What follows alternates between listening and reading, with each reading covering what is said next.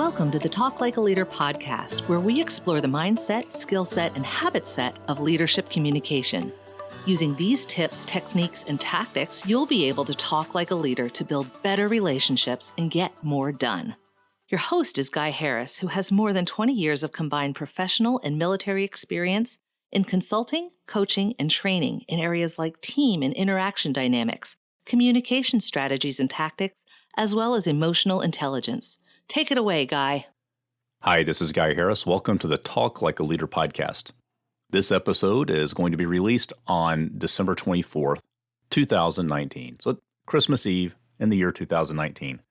And while I don't know the exact situation for every person listening to this podcast or the reason for listening to this podcast, which I don't know your specific reason, I do know that a pretty good number of people listen to this podcast in a more of a professional context than a personal context. That's probably not 100% true, although it's generally true.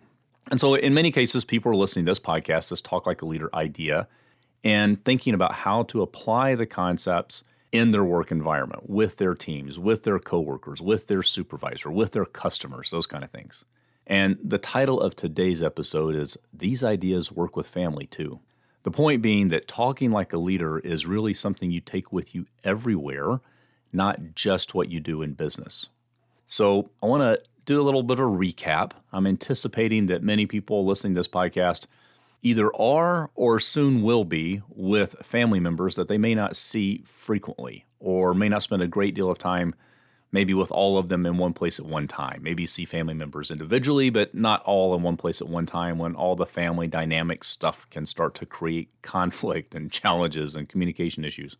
And I'd just like to take a moment to remind people of some other episodes, some key concepts in prior episodes of the Talk Like a Leader podcast from earlier in this year, and remind you of some ideas that I think if you'll remember them when you're in a family setting, they're really going to make your life a whole lot easier and a whole lot less stressful.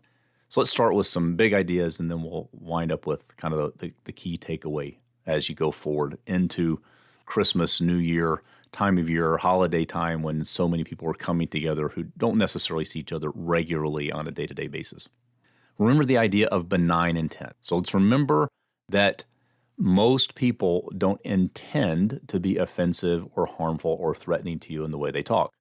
Now, some people do. I acknowledge that. It's just that most people don't. And I have a whole episode on the idea of benign intent and what that means. So as you're interacting with family over the next few days or weeks, remember the idea of benign intent. That uncle that annoys you, that aunt that annoys you, that cousin that annoys you, that neighbor who gets on your nerves probably doesn't mean to. It's just something about the way they communicate that rubs you the wrong way.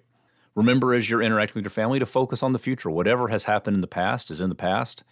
And if we want relationships to get better, if we want to be more effective and more influential, we want to focus on where we're going in the future, not where we've been in the past. So focus on the future. It's also a specific episode from Talk Like a Leader. Remember to do everything you can to stay positive in your interactions. Remember to talk about what you do want rather than what you don't want. Focus on where you do agree rather than where you don't agree. If you'll stay positive and focus on the future, you significantly reduce the risk that a conversation that starts out friendly turns into a conflict. You want to remember how to manage people's expectations, meaning try to anticipate what people might hear in the way you say things or what expectations it might create for them, and do everything you can to be very clear about what people can or cannot expect from you in terms of timing, schedule, when you will arrive, when you won't arrive, what you do like for dinner, what you don't like for dinner, all of those kind of things. Be clear about expectations so you reduce the risk of a miscommunication or someone trying to meet your expectations when they didn't really understand what you really wanted, or you trying to meet their expectations when you didn't really understand what they wanted. Be really clear about what both of you expect out of a given situation. And as you talk about those, roll back to the prior ideas. Benign intent, focusing on the future, and staying positive. Remember to listen. Remember that people have a need to be heard and understood. And honestly, most people are more interested in telling you about their experiences than hearing about yours.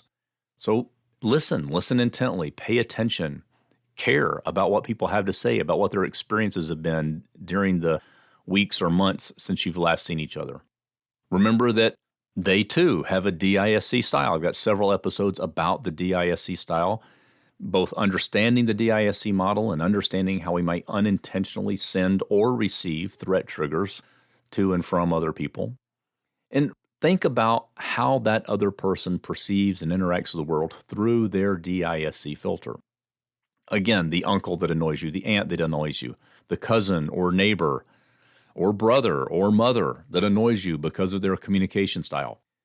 Probably is a communication style issue more than it is them as a person. It's how they present information or how they receive information that is likely a seed of frustration for you. The topic itself, if it's any of those no topics that we're told not to talk about, politics and religion and money, as long as it's not one of those issues, it's probably more a style issue than a substance issue.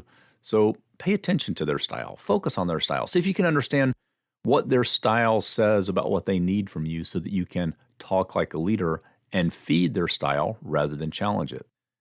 And likely when everybody's gathering around to eat a meal together and there are now 15 people in a home that usually has 2 or 3 or 4 people in it, there's probably going to be some stress and maybe a momentary conflict.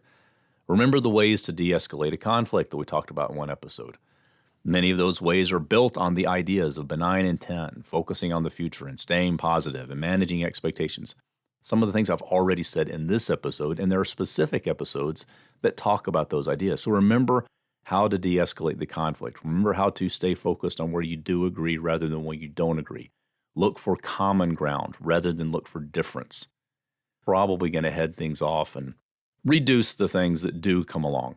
When the probably inevitable conflict comes up, remember the power of apology. Remember that very seldom is the conflict entirely one person's fault.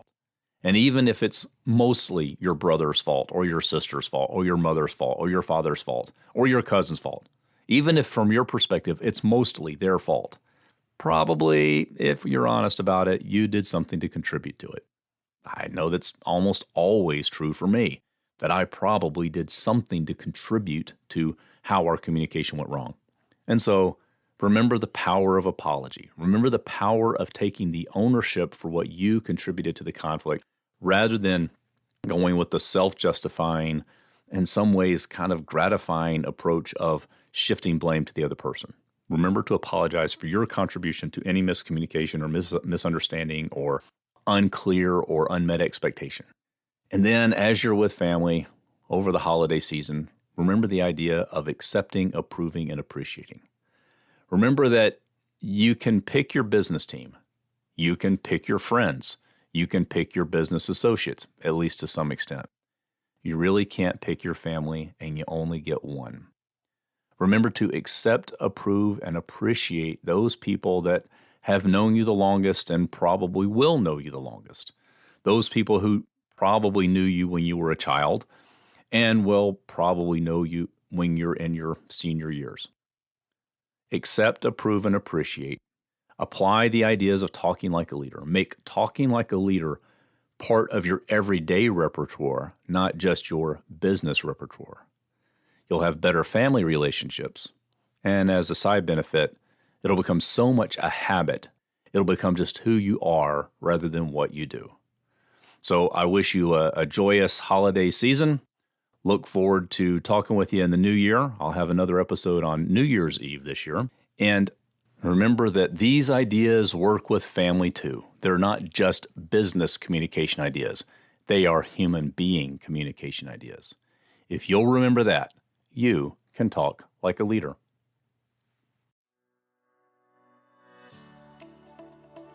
This has been the Talk Like a Leader podcast.